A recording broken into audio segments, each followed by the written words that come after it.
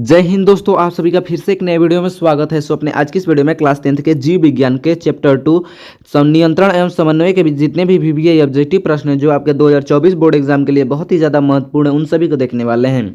इससे पहले हम जीव विज्ञान के अध्याय 1 की वीडियो बना दिए हैं। अगर आपने वो वीडियो नहीं देखा है तो उसका लिंक जो है आपको डिस्क्रिप्शन में मिल जाएगा, आप वहाँ से जाकर देख सकते हैं और सीख सकते हैं। चलिए इस वीडियो को स्टार्ट करते हैं। दोस्तों, हमारा पहला प्रश्न कहता है कि मनुष्य के शरीर की सबसे बड़ी ग्रंथि है। मनुष्य की शरीर की सबसे बड़ी ग्रंथि है तो आप सभी बहुत बेहतरीन तरीके से जानते हैं यकृत है। क्या जी? यकृत, यानी कि ए नंबर ऑप्शन यानी लीवर हो जाएगा। लीवर को ही यकृत कहा जाता है। चलिए अगले प्रश्न की ओर बढ़ते हैं। अगला हमारा प्रश्न क्या कहता है?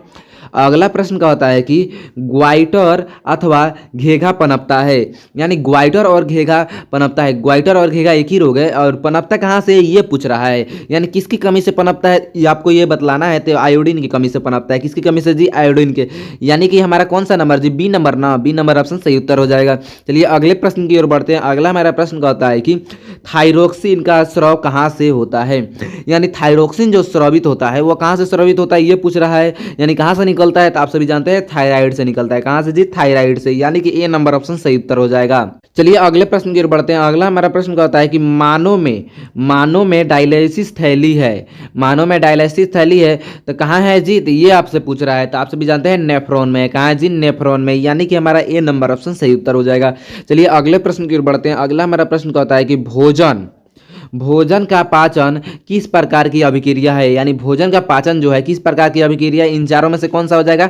तो आप सभी बहुत बेहतरीन तरीके से जानते हैं कि उपाचयन है, यानी कि हमारा कौन सा नंबर जी? ए नंबर ऑप्शन सही उत्तर हो जाएगा ना, यानी कि हमारा उपचयन है। ठीक है, यहाँ पर वियोजन भी होता है, यहाँ पर संयोजन दिया है। अगर वियोजन दिया होता है तो आप ध्यान दीजिएगा कि यहाँ पर कभी उपाचयन नहीं देकर क्या दिया होता है? वियोजन दिया होता है, तो वो भी हो जाएगा। चलिए अगले प्रश्न की ओर बढ़ते हैं। अगला हमारा प्रश्न कहता है कि कौन सा पदार्थ नियंत्रण फल बेचने वाले द्वारा उपयोग में लाया जाता है, यानी कौन सा पदार्थ है जो फल बेचने वाले होते हैं ना, जैसे आम के मौसम में आम पकाने के लिए, केले के मौसम में जैसे छठ में केला पकाने के लिए किसका उपयोग करते हैं पकाने के लिए, ये आपसे पूछ रहा है। किस गैस का उपयोग करते हैं? तो एथालाइन का करते हैं, इथालाइन का करते हैं, यानी कि हमारा सी नंबर ऑप्शन होता है। और ये गैस के रूप में पाया जाता है। किसके रूप में? गैस के रूप में पाया जाता है। चलिए अगले प्रश्न की ओर बढ़ते हैं। अगला हमारा प्रश्न का होता है कि कौन सी अंतःस्रावी ग्रंथि वृक्क के दोनों ओर ऊपर स्थित है, यानी कौन सी अंतःस्रावी ग्रंथि है जो वृक्क के दोनों ओर, इधर भी और ऊपर स्थित है। कहाँ स्थित है जी? ऊपर स्थित है। तो आप सभी जानते हैं कौन है जी? एड्रीनल है, यानी कि हमारा डी नंबर ऑप्शन सही उत्तर हो जाएगा। चलिए अगले प्रश्न की ओर बढ़ते हैं। अगला हमारा प्रश्न क्या कहता है? अगला प्रश्न कहता है कि वह संरचना जो उदापन की पहचान कराती है कहलाती है, यानी वह संरचना जो उदापन की पहचान कहलाती है वह क्या कहलाती है? ग्राही कहलाती है। क्या जी? ग्राही, यानी कि ए नंबर ऑप्शन सही उत्तर हो जाएगा। चलिए अगले प्रश्न की ओर बढ़ते हैं। अगला हमारा प्रश्न कहता है कि निम्नलिखित में से कौन सी एक अंतःस्रावी और बाह्यस्रावी ग्रंथि दोनों प्रकार की होती है? दो प्रकार की होती है या दोनों प्रकार की होती है? तो आप सभी जानते हैं कौन होती है जी? तो आप सभी जानते हैं कि अग्नाशय जो है ये दोनों प्रकार की ग्रंथि है, यानी अंतःस्रावी ग्रंथि और बाह्यस्रावी ग्रंथि होती है। चलिए अगले प्रश्न की ओर बढ़ते हैं। अगला हमारा प्रश्न कहता है कि जीवों में ध्वनि ग्रहण करने के लिए संवेदी अंग है। जीवों में ध्वनि ग्रहण करने के लिए संवेदी अंग कौन सा है? तो श्रवण ग्राही है, यानी कि हमारा कौन सा नंबर जी? हमारा सी नंबर ऑप्शन सही उत्तर होगा ना, यानी कि हमारा सी नंबर ऑप्शन सही उत्तर हो जाएगा। चलिए अगले प्रश्न की ओर बढ़ते हैं। अगला हमारा प्रश्न कहता है कि वृक्क के ऊपर स्थित अंतःस्रावी ग्रंथि है, यानी वृक्क के ऊपर स्थित अंतःस्रावी ग्रंथि कौन है? तो ये आपको बतलाना है। तो आप सभी बहुत बेहतरीन तरीके से जानते हैं कि जो अधिवृक्क ग्राही है, यानी कि हमारा सी नंबर ऑप्शन सही उत्तर हो जाएगा। चलिए अगले प्रश्न की ओर बढ़ते हैं। अगला हमारा प्रश्न कहता है कि एड्रीनल हार्मोन स्रावित होता है। एड्रीनल हार्मोन कहाँ से स्रावित होता है ये आपसे पूछ रहा है। तो आप सभी बहुत बेहतरीन तरीके से जानते हैं जो एड्रीनल हार्मोन है वह कहाँ से? अधिवृक्क ग्राही से स्रावित होता है, यानी कि हमारा डी नंबर ऑप्शन सही उत्तर हो जाएगा। चलिए अगले प्रश्न की ओर बढ़ते हैं। अगला हमारा प्रश्न कहता है कि निम्नलिखित में कौन सा अंग संवेदी ग्राही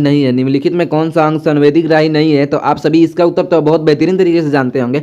अगर जानते हैं तो देखते हैं कि कितने लोग इसका उत्तर कमेंट में बतलाते पाते हैं। जो आपके 2024 बोर्ड एग्जाम के लिए बहुत ही ज़्यादा महत्वपूर्ण प्रश्न 2019 के फर्स्ट सिटी में पूछा हुआ प्रश्न, देखते हैं कि कितने लोग इसका उत्तर कमेंट में दे पाते हैं। चलिए अगले प्रश्न की ओर बढ़ते हैं। अगला हमारा प्रश्न कि निम्न में कौन संवेदी ग्राही नहीं, यानी कि यही क्वेश्चन दोबारा रिपीट हो गया है, तो इसका उत्तर भी आपको कमेंट में देना है। तो देखते हैं कि कितने लोग इसका उत्तर कमेंट में दे पाते हैं। देख लीजिए क्वेश्चन रिपीट हो रहा है, इसका मतलब समझिए ये भी आई है, क्योंकि खोजने पर बार बार एक ही पुस्तक से थोड़ी अलग अलग पुस्तक से मिलाकर खोजा गया है। तो ये समझ लीजिए VBI प्रश्न है जो क्वेश्चन रिपीट हो जा रहा है। चलिए अगले प्रश्न की ओर बढ़ते हैं। अगला हमारा प्रश्न कहता है कि मेरु रज्जु निकलता है। अब मेरु रज्जु कहाँ से निकलता है, तो आप सभी को जानते हैं, आप सभी जी बहुत बेहतरीन तरीके से जानते हैं, जो मेंडुला से निकलता है। कहाँ से निकलता है जी, मेंडुला से, यानी कि डी नंबर ऑप्शन सही उत्तर हो जाएगा। अगर नहीं जानते हैं तो जान लीजिए मेंडुला से निकलता है। चलिए अगले प्रश्न की ओर बढ़ते हैं। अगला हमारा प्रश्न कहता है कि निम्न में कौन गैस अवस्था में पाया जाता है, यानी निम्न में गैसीय अवस्था में पाया जाता है। इनमें कौन चारों में से गैसीय अवस्था में पाया जाता है, तो आप सभी को बतला दिए थे। एथाइनिल जो होता है, एथाइनिल वो गैसीय अवस्था में पाया जाता है और इसी को फल पकाने के लिए उपयोग में लिया जाता है। चलिए अगले प्रश्न की ओर बढ़ते हैं। अगला हमारा प्रश्न क्या कहता है, अगला प्रश्न कहता है कि निम्नलिखित में कौन सा पादप हार्मोन है, निम्नलिखित में कौन सा पादप हार्मोन है, तो इंसुलिन नहीं होगा, थायरोक्सिन नहीं होगा, ये भी नहीं होगा, यानी कि हमारा कौन सा नंबर जी, डी नंबर ऑप्शन साइटोकाइनिन हो जाएगा, यानी कि डी नंबर ऑप्शन सही उत्तर हो जाएगा। साइटोकाइनिन पादप हार्मोन है। चलिए अगले प्रश्न की ओर बढ़ते हैं। अगला हमारा प्रश्न कहता है कि अगला प्रश्न क्या है, दो तंत्रिका कोशिका के मध्य खाली स्थान को कहते हैं। दो तंत्रिका कोशिका के मध्य खाली स्थान को कहते हैं।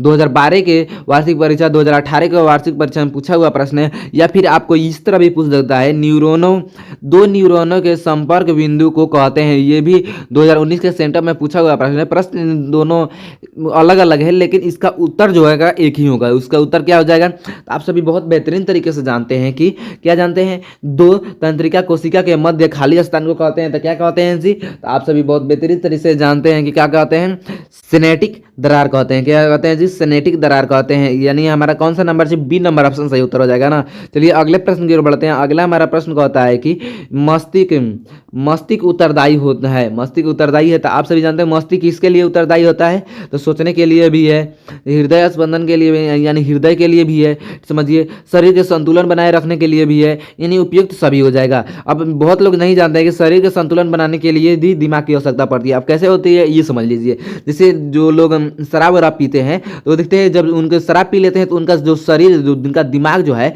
काम करना बहुत धीरे धीरे हो जाता है, यानी टेढ़ा मेढ़ा काम करने लगता है। तो वो टेढ़ा मेढ़ा चलने लगते हैं, ठीक, उनका दिमाग जो है उनका संतुलन बिगड़ने लगता है, वो सीधे की तरह के वो टेढ़े मेढ़े करने लगता है, ठीक, यानी उनका संतुलन बिगड़ने लगता है। वो भी उनका भी शरीर का भी संतुलन बिगड़ने लगता है। दिमाग का संतुलन बिगड़ा तो शरीर का भी संतुलन बिगड़ा, यानी कि शरीर के संतुलन में भी दिमाग की बहुत बड़ी भूमिका होती है। समझ में आया। चलिए अगले प्रश्न की ओर बढ़ते हैं। अगला मेरा प्रश्न कहता है कि अगला प्रश्न क्या है, बहुकोशिकीय जीवों में निम्न में से किस प्रकार की समन्वय पाया जाता है, यानी बहुकोशिकीय जीवों में निम्न में किस प्रकार के समन्वय पाया जाता है। तो आप सभी जानते हैं रासायनिक समन्वय भी होता है और तंत्रिकाएं समन्वय भी होता है, यानी उपयुक्त तो दोनों हो जाएगा। कौन सा जी, सी नंबर ऑप्शन सही उत्तर हो जाएगा।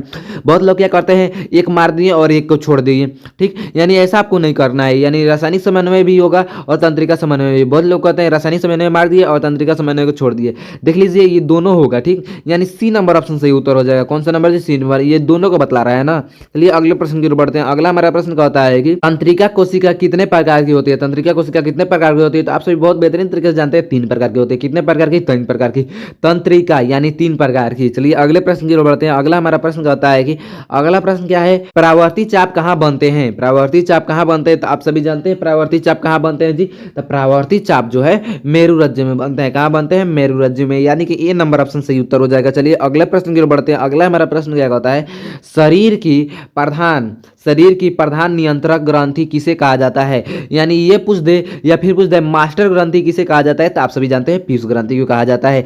दो तरीके से पूछ देगा, शरीर के प्रधान नियंत्रण ग्रंथि या फिर मास्टर ग्रंथि किसे कहा जाता है। तो आप सभी जानते हैं पीयूष ग्रंथि को कहा जाता है, यानी कि कौन सा नंबर जी, बी नंबर ऑप्शन सही उत्तर हो जाएगा। चलिए अगले प्रश्न की ओर बढ़ते हैं। अगला हमारा प्रश्न कहता है कि अंतःस्रावी ग्रंथि होती है।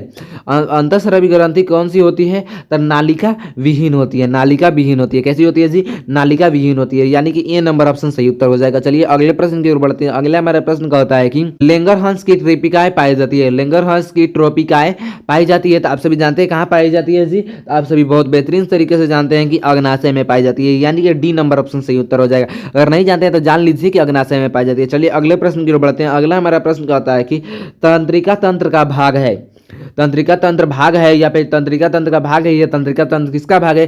किसी भी तरह से पूछ देगा, लेकिन इसका उत्तर से एक ही होगा। तंत्रिका तंत्र किसका भाग है? मस्तिष्क का भाग है, रीढ़ का भी, यानी इन सभी का भाग है, यानी कि हमारा डी नंबर ऑप्शन सही उत्तर हो जाएगा ना। यानी मस्तिष्क का भी भाग है, रीढ़ का भी भाग है, रज्जु का भी भाग है, तो समझिए कि इन सभी का भाग है, तो यानी हमारा डी नंबर ऑप्शन सही उत्तर हो जाएगा। तो इस वीडियो में हम लगभग 25 प्रश्न को देख रहे हैं। इस वीडियो में 25 प्रश्न को देख, आगे की वीडियो में जो बनाएंगे उस पर बाकी के जो बचे हुए प्रश्न हैं उन सभी को देख लेंगे। चलिए मिलते हैं अपने अगले वीडियो में, तब तक के लिए जय हिंद, वंदे मातरम।